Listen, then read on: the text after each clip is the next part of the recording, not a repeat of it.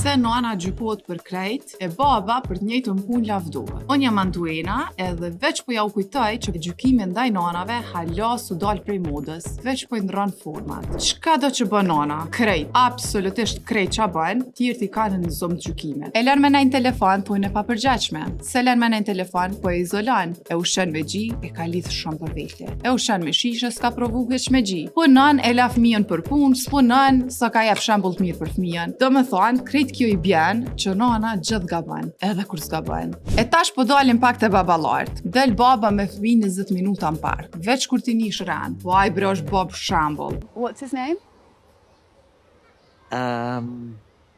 Jesus.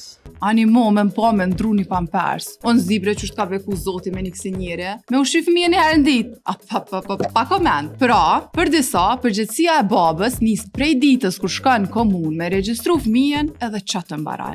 Krejt tjerat automatikisht janë punë të nanës. Ama, realiteti është që qaj fëmijë është 50% i babës, 50% i nanës. E rrjedhimisht edhe përgjithësit i çdash me qenë 50-50, jo 90-10. E që ky gjykimi i çdo veprimi të nanave vjen prej një kulture që e ka rrit idenë që nana duhen gjithë me qenë gatshme për krejt edhe mos me ja prish kërkojna. A baba mjafton veç me u duk, edhe me i marrë meritat për pjesëmarrje.